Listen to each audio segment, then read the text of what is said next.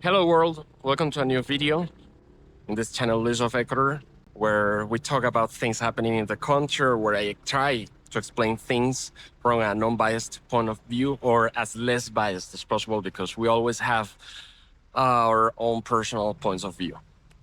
Well, I am in Cuenca. This is the avenue 10 de agosto, Avenida 10 de agosto. Some of you want to watch more of the city, so that's also a thing I try to do. I don't like being too much indoor and recording. This area is the ECU 911, ECU 911, ECU 911. This there is the headquarters for the security building of the area because the 911 system is nationwide, but they have local headquarters. Look at this. This here is the neighborhood of El Vergel. Some people talk about gentrification and that this is very expensive. Well, yeah, renting here is expensive, but cost of life is not as much. We don't have that phenomenon of gentrification like in other countries. And we expect not to have it. People are, I try to do my part as well. But here you see, this is a lunch. Soup. Segundo means the second dish, which is the main course. Shrimp salad or BBQ chop. And a dessert, all for $2.50. Have a nice Tuesday. Excelente mar. Almuerzos, lunch for $2.50. So as I'm talking about the situations here in the country, this video is mainly to give you an update about the Paro, because yes, there is a Paro going on in the country, but not over all the country. While I make this video, I want also to show you as much as possible. And that's why I don't make this indoor, so that you learn as much as possible from these videos. So if you like to learn and you like to watch these outdoors, just let me know. See, another example, another place here in El Vergel for lunch. This is the traditional almuerzo, lunch. By 12, between 12 and 2, most places that serve food, they serve this, the almuerzo. Soup, the main course, which is rice, always rice. We always have rice with protein and juice. There are vegetarian options as well, usually a little bit more expensive, but like the normal thing would be between $3.50 and $5. But you have options. The normal ones would be the average price $2.75. Here you have $2.50. I don't know this one, but the other one has $2.50. By the way, see, Barrio Santa Anita, Barrio Seguro. We have, well, actually, barrio means neighborhood, neighborhood Santa Anita, safe neighborhood. We have security cameras, panic button, police rounds, like they visit here. And this is a normal neighborhood in the Cuenca urban area. The outskirts, like my last video, is very different. In the urban area, they're building many more things like this building here, and they're building like 3 more over there. We cannot see from here. I think we'll see in a few minutes. Anyway, many places for having a snack, a meal. And, well, are we in the Paro? How is it going? We want to know about the Paro. Just in case, before starting with that, let me show you. This is the Parque Santa Anita, and all of this is the big district of El Vergel, or all of these could be considered El Vergel. And Santa Anita would be this section, or a small section, right next to what is the main area of El Vergel. About the Paro, El Paro, the strike, the general strike going on in the country. Is it happening? Yes, it is happening. How are you? How is it going in Cuenca? Well, Cuenca, we don't have the situation here.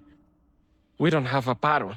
We had the main road closed, the main road between Guayaquil and Cuenca, which is the road that most people use to come here. That road was closed for 1 day, but the army opened it. They actually arrested several people protesting in the area of Molleturo, which is an indigenous area, and they took several people arrested, even people who were older people, like 70 years old.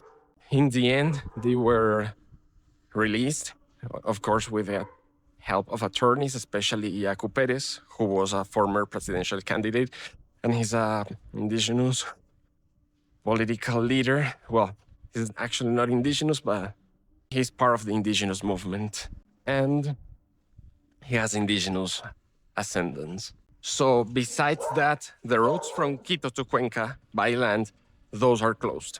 So for people to come from Quito to Cuenca, they have to go down to the coast first and then come up to Cuenca. So that takes them many more hours. We got the flights working, no problem. But yeah, there are many things that have to be moved by land. We grow many things here in the south of the country, but not everything. So some things are increasing the price. You can feel that. First, because of the end of the subsidies to the diesel, which is what the trucks that move these goods use.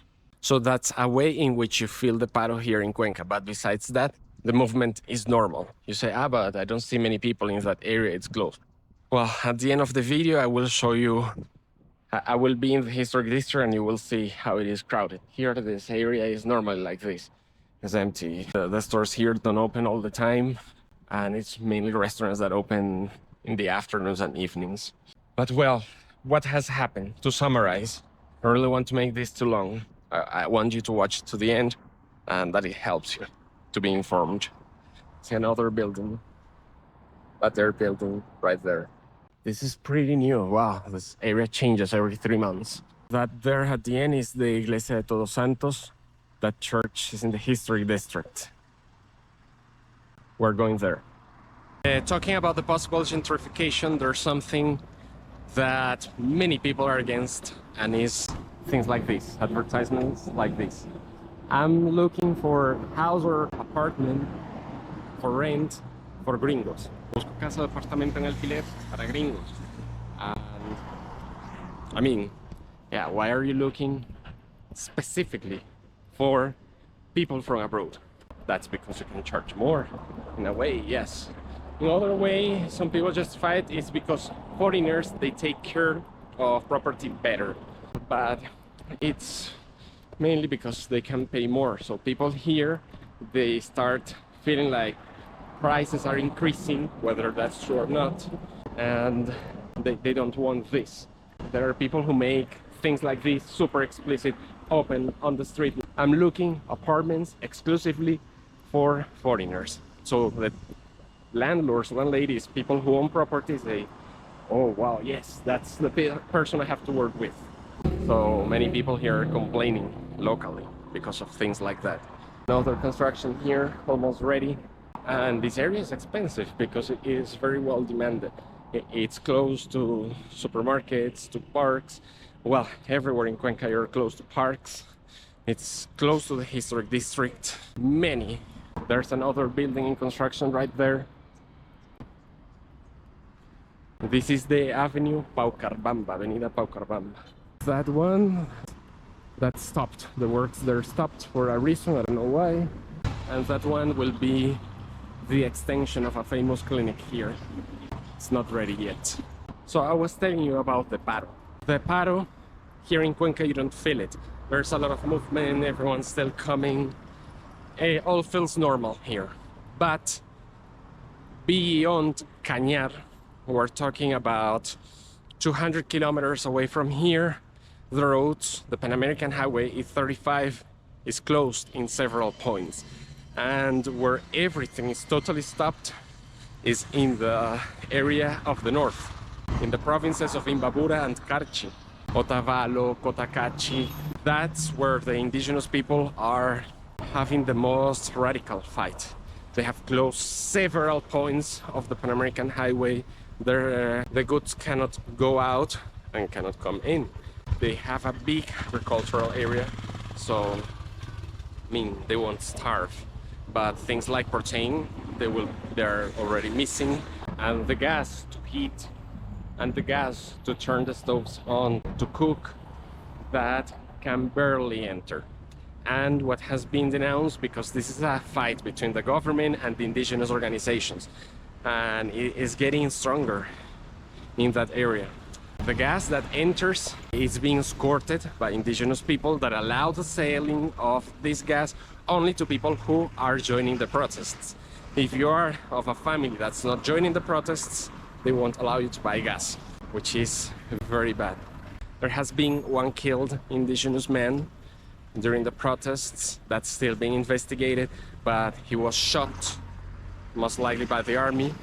In Ecuador, we don't have guns everywhere, and that's one deceased person so far. That was last week.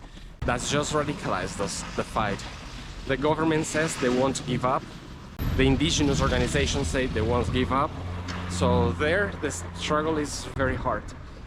Right now, if you come for doing tours in the northern of Quito, Otavalo, Cotacachi, Cuicocha Lagoon, or if you want to go from Quito to Colombia border, you cannot do it.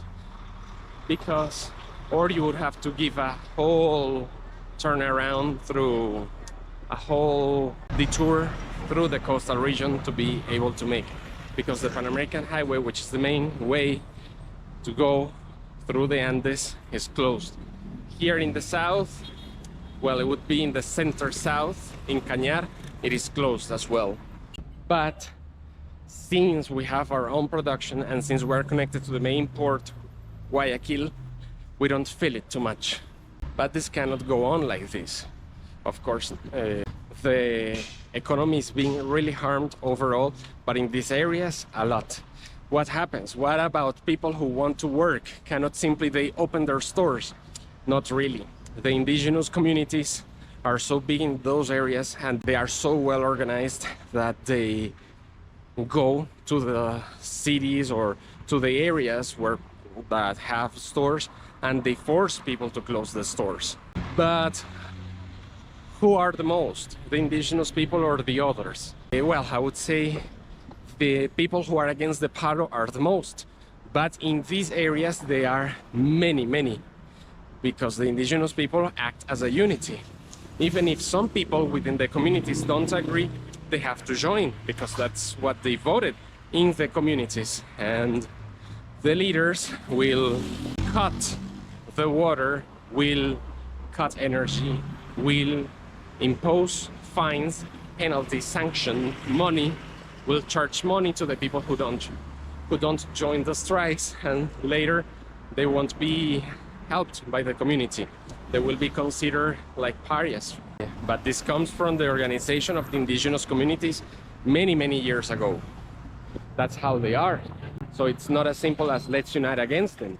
In the big cities like Ibarra, or not so big but also with a lot of mestizo people like San Antonio de Ibarra, they have tried to end the paros.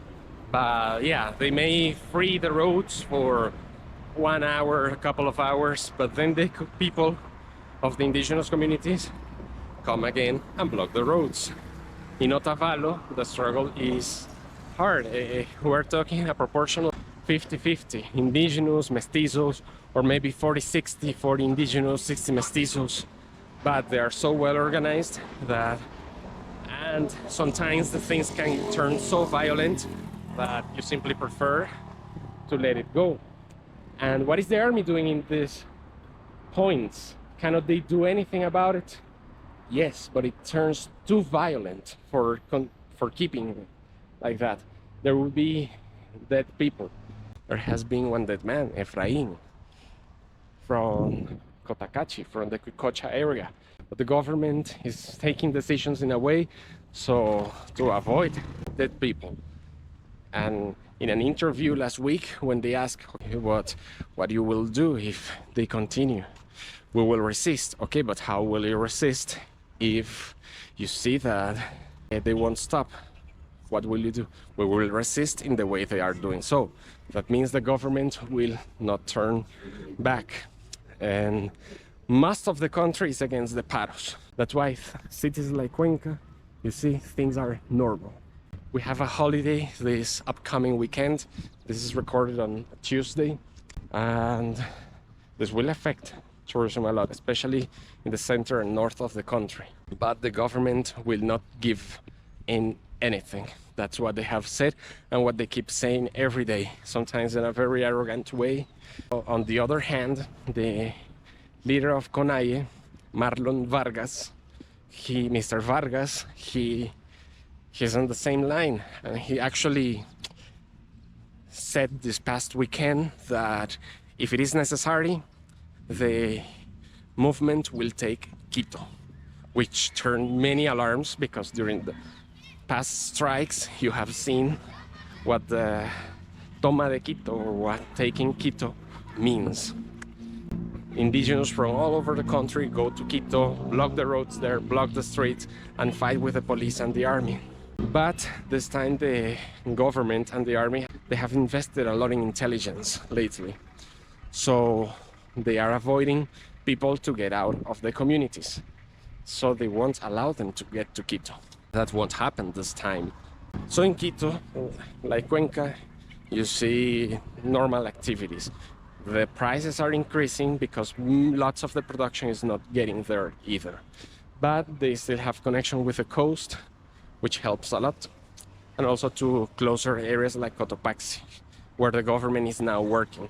Noboa moved the executive power, the headquarters of the executive power, temporarily to the city of Latacunga in the province of Cotopaxi, because they can control that city better. And that's also like in case people want to protest directly against the president, they have to move to the city. But the city is now like a fortress.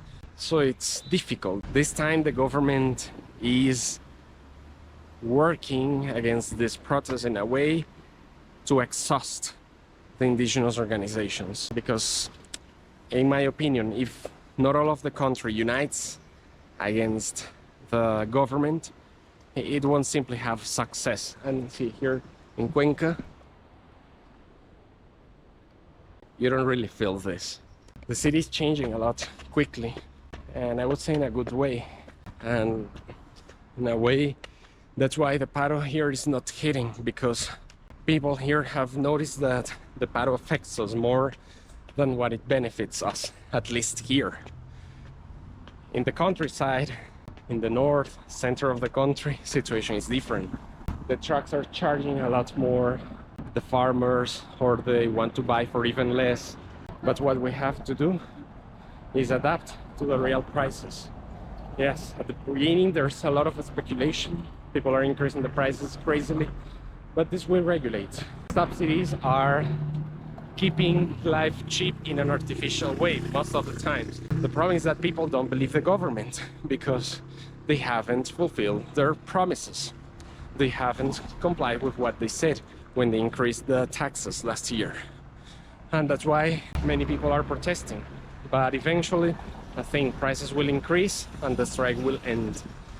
And the government will win, if you can say in a way, because no one's winning here. Actually, there's a lot of loss for the country. Anyway, that's the situation now. Some people are being arrested by the police, by the military. Even some soldiers were taken as hostages by communities. They were released with negotiations. And well, even in some indigenous communities, the people are entering the private farms, like the flower farms, because they claim that these people are being supported by the indigenous communities, by the indigenous labor, and they are in their area, so they should join the Paro. And they are forcing the farms to stop their production. But there is a lot of loss in money and loss in employment. This is a little bit of what is happening up there in the north of the country. We don't really know what will happen. Noboa even extended the holiday. Some people say that is a strategy to deviate attention. I don't know if it will work. Some people say not, some people say yes. But we'll see what's happening in the holiday. For the moment, well, the camera turned off because I ran out of battery. And to close the video, I was telling you that some think this is a strategy for people to deviate attention, to get distracted. Maybe it works, maybe not, we'll see. The thing is that there is a paro going on, but not in all of the country. This is Cuenca's central part, Parque Calderón. A lot of activity, people getting ready for the holiday. I'll be out of town, hope there won't be a national paro, but I don't really think so. The mood here in the southern part of the country is the Paro will affect us more also, because I think that at this point we understand that subsidies are harmful in a big way. This is a debate, but I won't have it in this video. Actually, the government also says the three main threats are drug trafficking, narco trafficking, second, the armed violence, and then the fuel smuggling. Because with the subsidies, the mafias were also smuggling a lot to Peru, especially, but also selling or reselling to the gangs. But with this, it's less attractive. And also, the government, the state, has more resources to fight that. The situation is hard, but subsidies are not the best way because we get very used to them. That's a fact. Yeah, it will hit hard on all of us, but it will hit harder if we keep it like this, because that's what happened to Venezuela, that's what happened to Bolivia, and Bolivia is now facing a seriously economic crisis because of subsidies. And I think most people here understand that. We'll talk about the other issues in another video, but for the moment, that is about the Paro. Hope you have liked this video, watching more about Cuenca. Let me know in the comments, please. And if you like that type of video, and remember to subscribe to watch more content. Let me know in the comments what you would like to watch. Hopefully this ends and in a peaceful way. So far, there has been too much loss. Thank you, and see you in the next video. Bye-bye.